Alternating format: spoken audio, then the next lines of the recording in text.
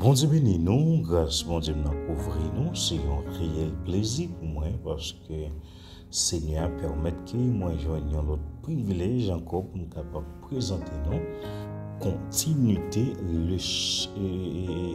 l'étude théologie ça, ok? Donc nous bénissons Seigneur pour ça. Et nous, il y a quelques jours, depuis nous rentrer dans la section 3, nous n'avons pas avancé avec un pile rapidité.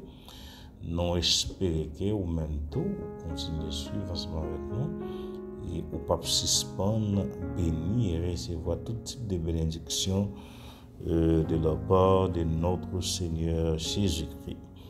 Et bien avant tout, nous allons prier pour nous capables de Seigneur première place. Seigneur, nous disons merci. Merci pour grâce, merci pour ce que vous continuez à faire pour nous. Nous disons merci parce que vous permettez une nouvelle chance, un nouvel privilège pour nous capables de servir vous, toute gloire, honneur, louange, que vous seul méritez. Nous exaltons pour ça, cher Seigneur Dieu, nous demandons au capable d'accompagner nous, que Saint-Esprit soit capable d'arrêter demeurer dans la vie nous. Bénis chaque fois chez nous qui toujours à suivre coup théologie ça, étudiant nous, des grâces sociaux d'une façon spéciale, afin que nous tout valorer et exalter nous tout le temps. Cher Seigneur Dieu, nous comptons sur vous, nous sommes capables, on va inspirer dans moi et de Saint-Esprit, grâce sur moi, tout ça que nous allons partager, pour nous capables de partager selon pouvoir et puissance Saint-Esprit. Nous prions comme ça. Au nom de Jésus, notre Sauveur, nous qui vivent et qui a régné au siècle des siècles. Amen. Gloire à Dieu. Nous retournons encore, j'en ai déjà annoncé. Nous avons section 1, section 2. Et bien, qu'on y a, nous dans section 3. Côté n'a pas avancé. Donc, c'est un réel plaisir et bénédiction pour nous capables de travailler dans le champ séculier. Comme formateur, pour nous capables de former des jeunes, des prédicateurs, évangélistes, etc. Parce que pas oublier, écouter théologie, ça, mais pour tout le monde net, tout cas, un pasteur, c'est important pour un évangéliste, prédicateur, et n'importe type de monde que vous y a, diacre de l'église, un membre de l'église, donc c'est important pour vous parce que ça a en pile connaissance de la parole de Dieu. Donc nous espérons que vous suivez et puis partagez et écoutez théologie ça avec l'autre amis que vous connaissez qui remet étudier la Bible, qui est intéressé, qui est capable d'étudier la parole de Dieu.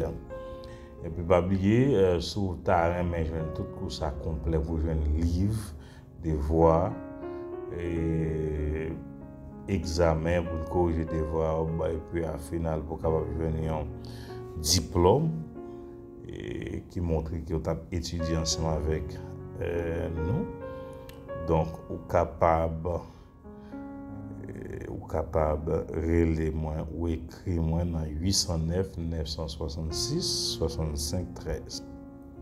Et puis n'a pas toute information nécessaire moi quoi pas regret parce que ou gagner un petit bagage dans main leur fini avec coup ça monde pas kabao et patate pour manioc et pas kabao zaboka pour mango donc j'ai pour clair ou gagner toute information nécessaire. Et bien, ça nous va aller tout au long, nous allons déraper pour la gloire de Dieu. Nous avons annoncé dans la fin étude passée, mais je dis à nous pour nous continuer avec un petit sous-thème qui c'est la doctrine biblique de l'inspiration. Okay? La doctrine biblique de l'inspiration. En allait. Bien qu'il y ait beaucoup de défenseurs des différents points de vue théologiques s'accordent pour affirmer que la Bible est inspirée. On trouve peu d'accords entre eux sur ce qu'ils entendent par là. Certains insistent sur l'inspiration des auteurs, d'autres sur celle des écrits, d'autres encore sur celle des lecteurs. Pour les uns, l'inspiration s'applique au message général de la Bible. OK? Pour d'autres, aux pensées, pour d'autres encore aux mots, certains associent la notion d'inhérence à cette doctrine. Mais la plupart ne le font pas. Ces différences obligent à préciser la formulation de la doctrine biblique. Autrefois, pour confesser votre foi, en la pleine inspiration de l'Écriture, il vous suffisait d'affirmer « Je crois en l'inspiration de la Bible ». À partir du moment où certains ne tendaient plus l'inspiration aux mots du texte, il a fallu préciser « Je crois en l'inspiration verbale de la Bible ». Okay? Puis, pour combattre les enseignements prétendant que ce n'étaient pas toutes les parties de l'Écriture qui étaient inspirées, on a dû affiner l'article de foi et dire « Je crois en l'inspiration verbale et plénière de la Bible. » Okay? Plus tard encore, comme certains refusent de reconnaître l'exactitude de toute la Bible, il est devenu nécessaire de préciser « Je crois en l'inspiration verbale, plénière, infaillible et inhérente de la Bible. » Wow! C'est très fort, ça aussi. Il y a une question là, tu dis, il y a une question, c'est très très fort. Ah, ok, je crois en l'inspiration verbale, plénière, infallible et inhérente de la Bible. Mais des théologiens sont commencés à limiter les notions d'infaillibilité et d'inhérence aux questions de foi, à estimer qu'elles ne concernent pas tous les récits de la Bible. Entre parenthèses, en particulier les faits historiques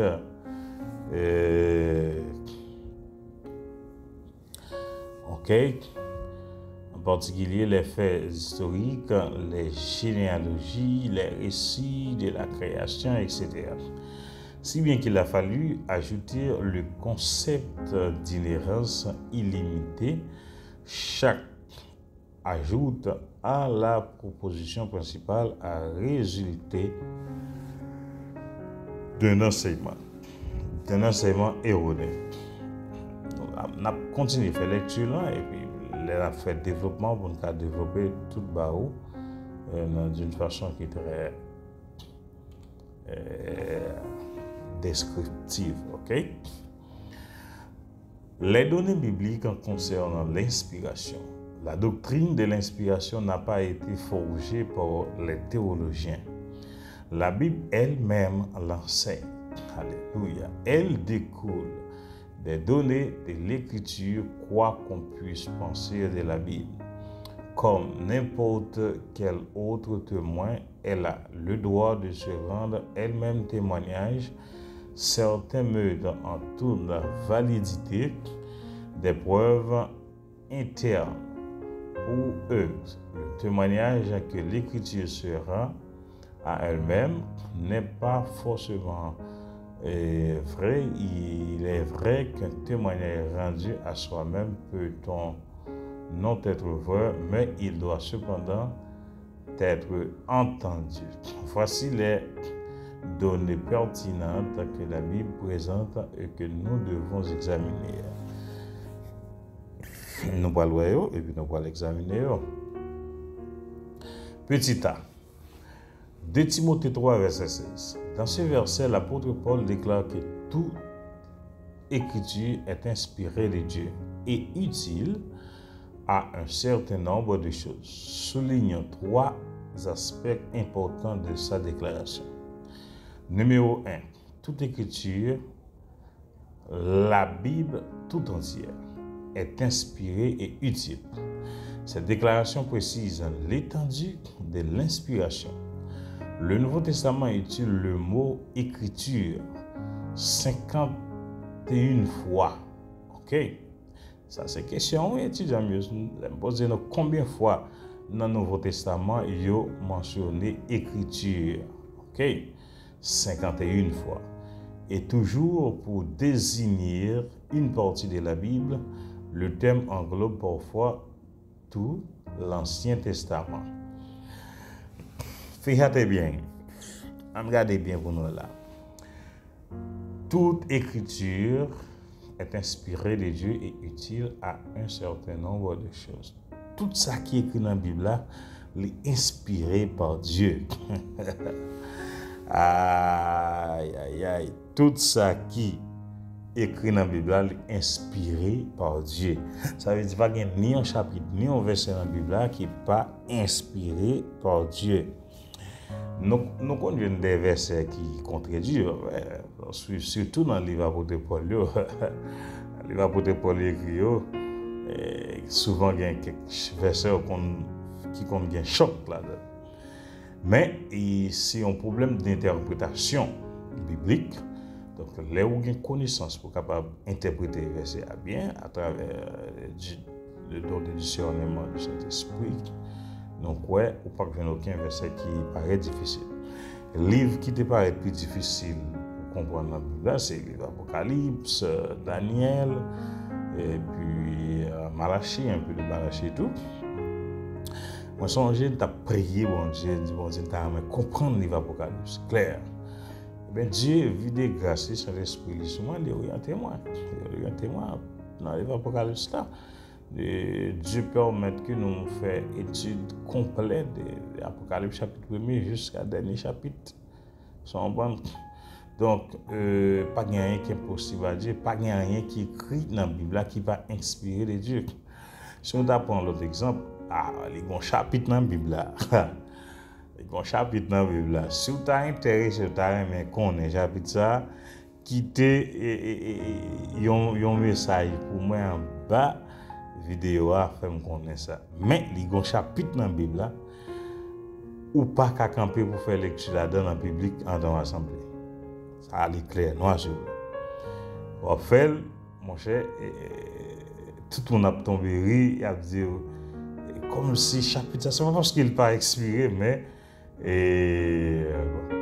raison historique ou raison biblique qui permet qu'elle ait écrit. Donc vraiment, il paraît un petit genre compliqué. Sous ta li chapitre ça en temps assemblée. Moi garantis l'eau il dans chapitre ça, ou l'île, ou dit oh c'est faut ta faire mes bouches. Mais son chapitre dans la Bible il est expiré tout. Mais normalement c'est un chapitre qui est très compliqué pour monde à camper en dans assemblée pour t'aller. Pour qui ça? Posez une question. Posez une question sur ta mais qu'on est qui chapitre dans la Bible là et puis n'a faut connaître. Ou doit connaître parce que c'est étudiant en théologie. Ou doit connaître chapitre ça. OK? Doit connaître. Nous avons le livre Cantique des Cantiques aussi, ou après c'est un livre que il n'y a pas tellement trop prêché là-dedans, c'est un livre qui est riche. Il y a pile connaissance là-dedans. En pile fois là où dans Cantique des Cantiques il y a parlé de une demoiselle etc. qui a rencontré ménage etc. de bonne autre chose on bonne autre bagage souvent utilisé souvent parti dans coq et on fit pour faire des références. Il pas fait avec une fille avec ou bien un garçon exactement mais il plus fait référence entre Christ avec l'église là. OK, pas oublier Christ marié avec l'église là. une union entre Christ avec l'Église.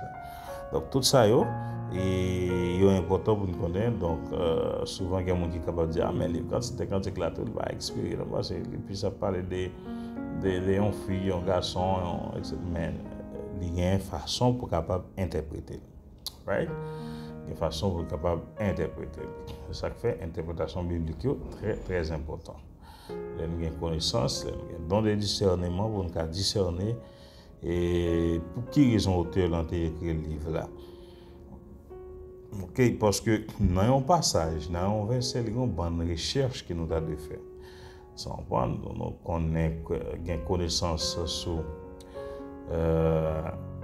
l'historique, connaissance historique, verset. Raison principale auteur a écrit, dans quel moment. Donc, qui ça t'a passé? Tout ça, est important pour nous capables de connaître dans un verset avant même que nous allons prêcher. Donc, c'est ça qui fait étymologie, très important, étymologie mot, nous sommes capables de gagner connaissance. Par exemple, il faut qu'il y ait un mot qu'on rencontre et puis on était dans l'air, ou quitter ça pour dire, ou quitter vos réalités avec mon nom, là, il dit un autre bagage qui va même un rapport avec le verset qui était prêché. Ok, on continue. Notez le terme englobe tout l'Ancien Testament. On regarde Luc 24, verset 45 et Jean chapitre 10, verset 35. Parfois, un passage particulier de l'Ancien Testament, selon Luc 4, verset 21. Parfois, un passage du Nouveau Testament, 1 Timothée 5, verset 18. Parfois, encore un ensemble plus vaste du Nouveau Testament, 2 Pierre 3, verset 16. À propos des écrits de Paul, les deux dernières références revêtent une grande importance.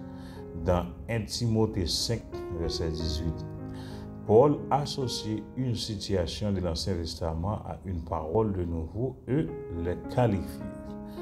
Tous deux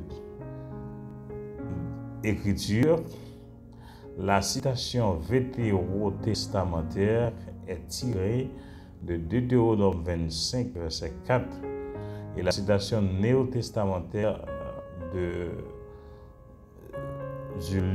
Luc, capable de checker Luc 10, verset 7. Même si la pensée exprimée par Luc se trouve déjà dans Lévitique 19, verset 13, Deutéronome 24, verset 15, il est manifesté que l'auteur ne cite aucun de ces versets.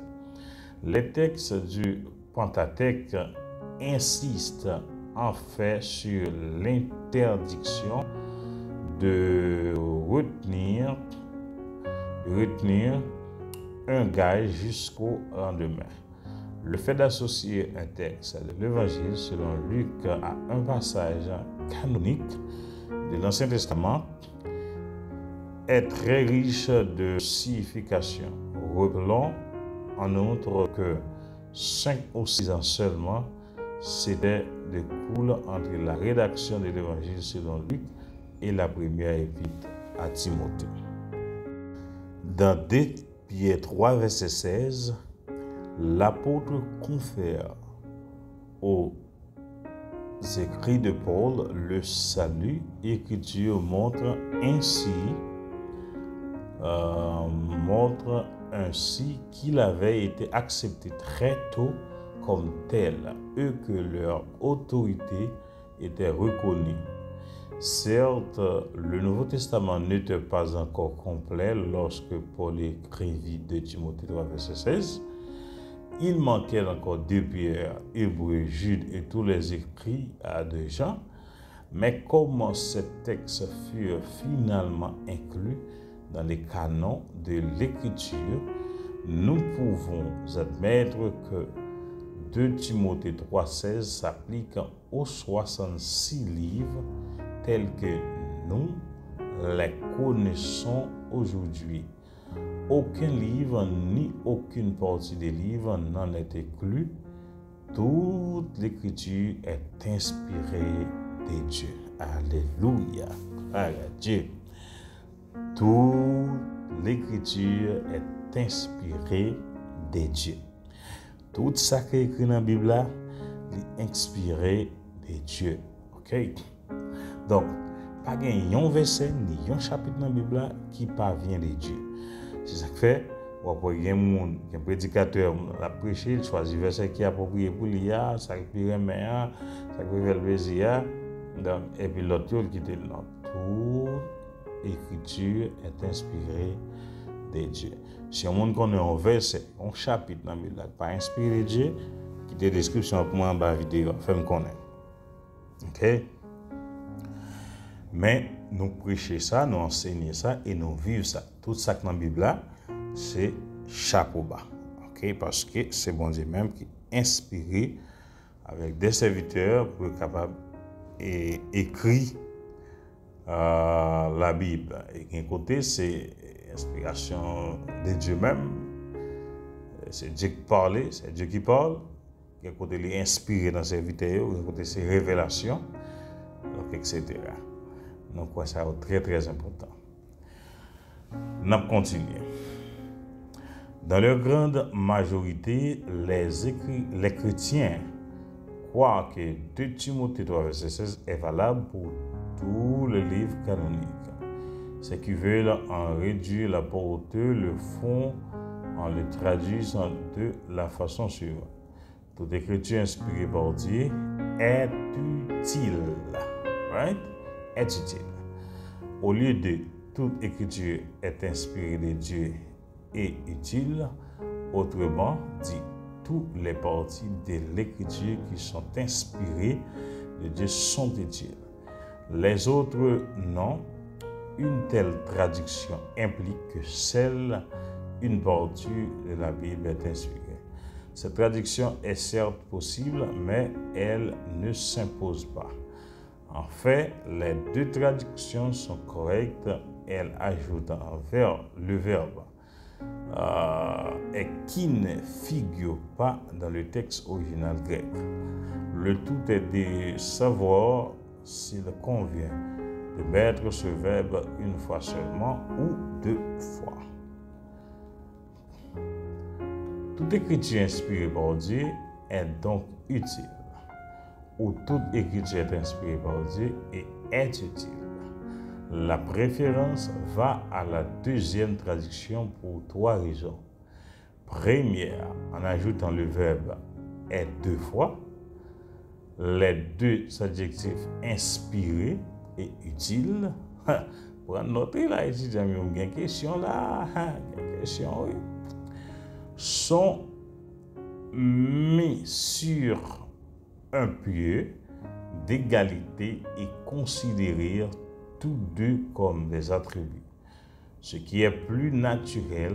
Deuxièmement, la conjonction de coordination peut effectivement être traduite par donc, mais son sens le plus habituel est eux.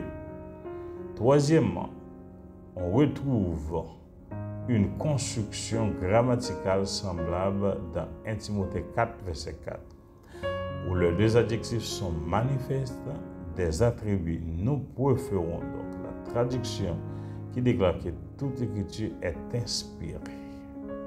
Alléluia. Attribut, nous préférons donc la traduction qui déclare que toute écriture est inspirée. 2. La Bible tout entière est inspirée de Dieu. Le verbe français inspiré a un sens moins fort que le verbe grec équivalent qui signifie littéralement expirer. Souffler. La forme verbale est au passif pour indiquer que la Bible résulte du souffle de Dieu.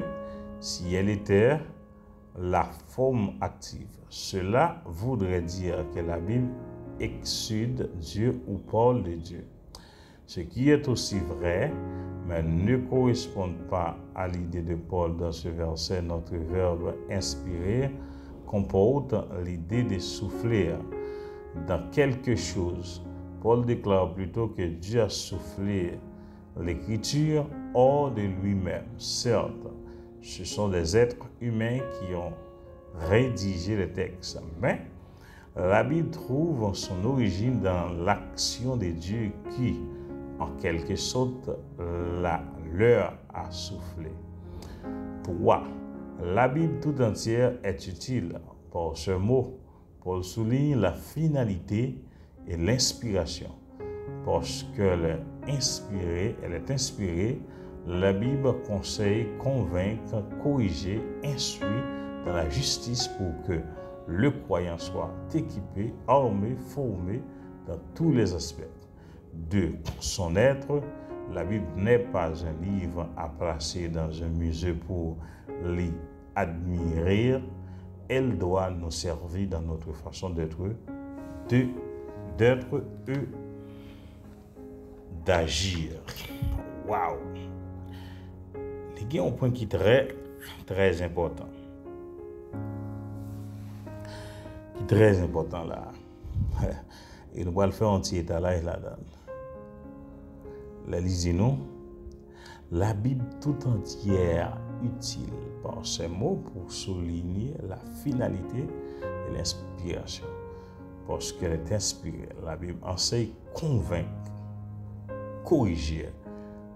La Bible là pour corriger nous, nous crocher. Waouh! Elle est là pour convaincre nous, les vieux esprits malins t'as voulu venir pour faire face carré ensemble avec nous. Il a le camp là pour le convaincre, pour dire non, c'est pas comme ça, ça est. C'est comme ça, c'est comme ça. Après, il dit, je vais le corriger. Vous qu'on est quelquefois qu'on fait un bagage. Et puis, l'on finit, ou à lire un verset. Et vous tombez sur le même verset, ça qui m'a l'os de faire. Ou bien, un prédicateur vient le prêcher, le prédicateur prend main un verset qui est exactement sous ça, qui ou sous fait pas bon, ou bien sous vieille pensée qui ou fait qui pas normal. Mais la Bible parle, monsieur. Ça veut dire, l'obtenir de ça, et ou même qui était à peine fini de faire ça, eh bien, il y a un travail qu'a fait dans vous-même. Une correction qu'a fait dans vous-même pour dire non, il faut qu'on repartit. C'est ça, il a parlé de convaincre, corriger, instruire. Lui, il est là pour l'instruire dans toute bonne voie, dans le chemin qui est correct.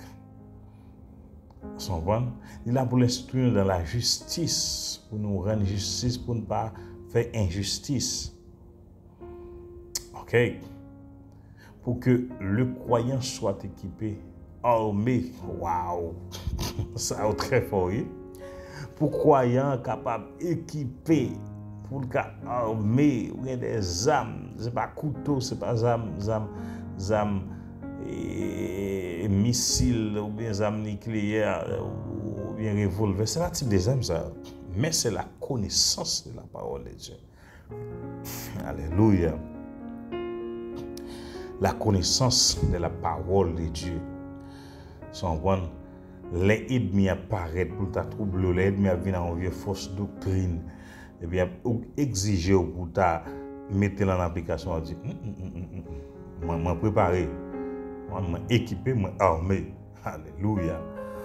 Gloire à Dieu. Je ne pas tomber dans la rivière sale ça.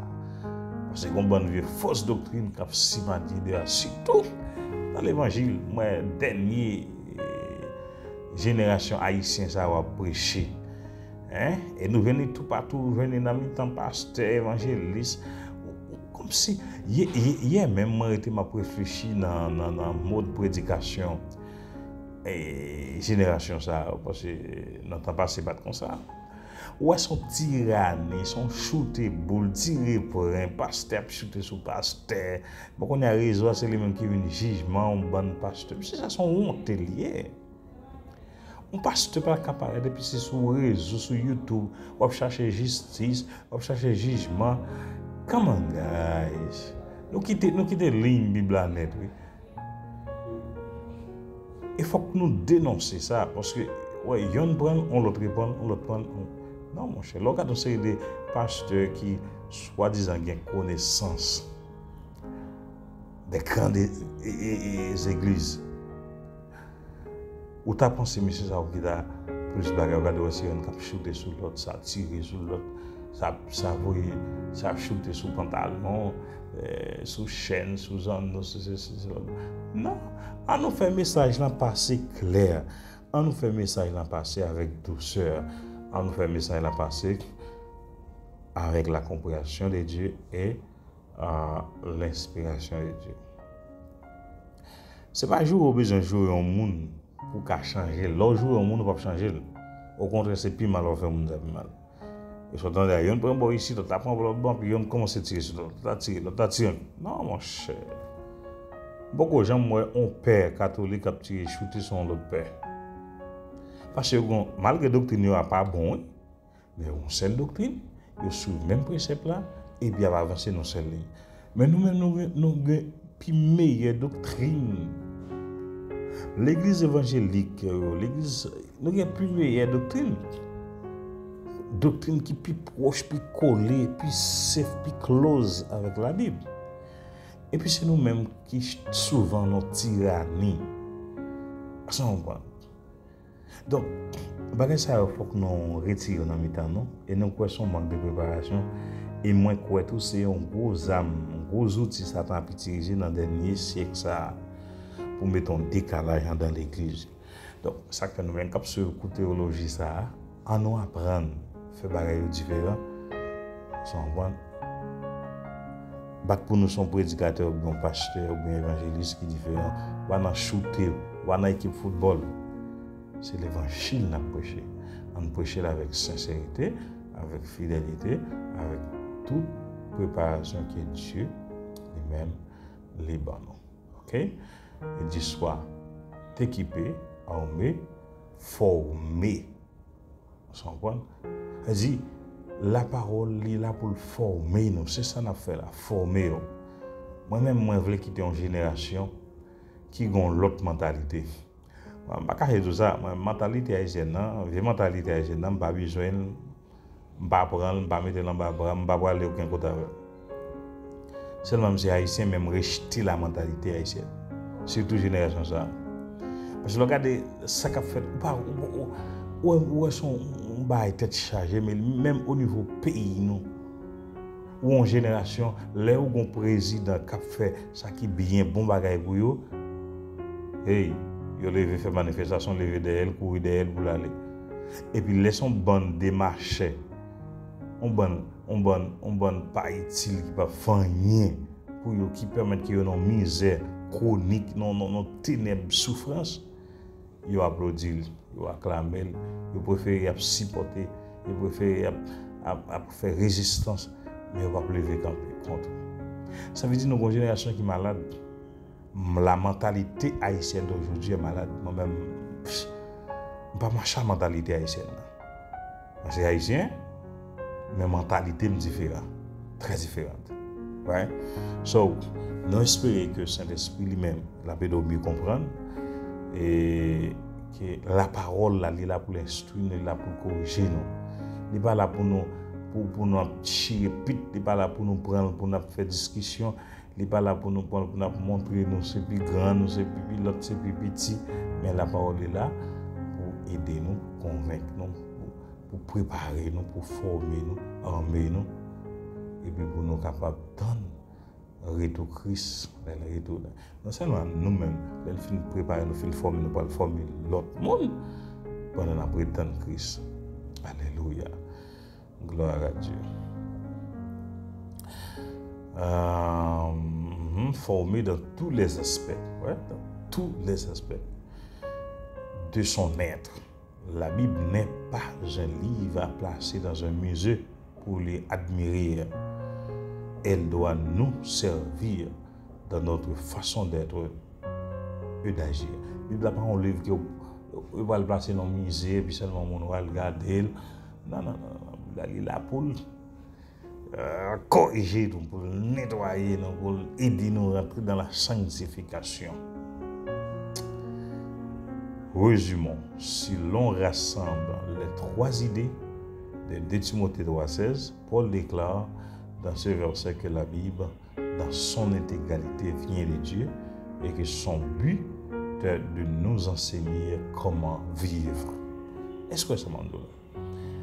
But, objectif la Bible là, c'est montrer nous comment vous vivre. Montrer comment vous vivre. Souvent, on entend des gens qui disent que l'évangile, parce que l'évangile, c'est pour moi puis comment tout le monde. C'est pour l'évangile là. Non, longtemps que on a dit il dit un peu meilleur l'évangile. Ah ouais. C'est vrai.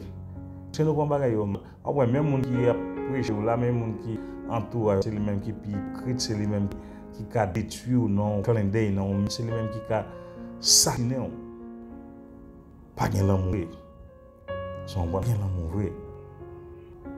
Donc on sait des assemblées qui vraiment extraordinaire. Alors comment vit même l'église. Donc quoi dans l'évangile il y a une bonne question que nous besoin faire. Nous plus prêchons l'évangile théorique pratique. Et ce évangile là il est plus pratique que théorique. C'est très fort ça m'a dit là. En Haïti nous plus l'évangile théorique que pratique. Je crois dans l'évangile là il est plus pratique que théorique. On nous bat pour rentrer dans la pratique. Moins théorie, pratique. Notre ça, nous avons campé, nous avons quitté. Merci parce que vous suivez beaucoup de là. J'espère que les gens qui suivent, la génération qui est ensemble avec nous, et pas pour une génération, pour faire partie de mon nation qui c'est plus l'évangile pratique. Ok, mes frères, sœurs, nous, peut-être pas. C'est la pratique. Pas seulement dire dans la bouche, mais c'est la pratique. Que Dieu bénisse nous, que le Seigneur capable d'entourer nous pour tout le temps. J'espère que nous comprenons la révélation et partager avec d'autres personnes. Pas quitter commentaires pour nous, pour d'autres qui ont rien. Et pas oublier nous tout à l'heure et vivre l'écologie ça complète, un livre, et des voix pour gagner des voix, etc. Et après, on va graduer le diplôme. Pour la gloire. Donc, écris-nous dans 809 66 65 13 et puis nous sommes toujours disponibles pour nous aider au mieux comment achever ça pour la gloire de Dieu. Donc, Seigneur vous bénisse, soyez richement. Au nom de Jésus, de ne pas oublier, c'est frère Jean-Luc Sey, au sous-télé les lumières de gloire. Et ils ont cherché à bénir et transformer pour mener les Seigneurs.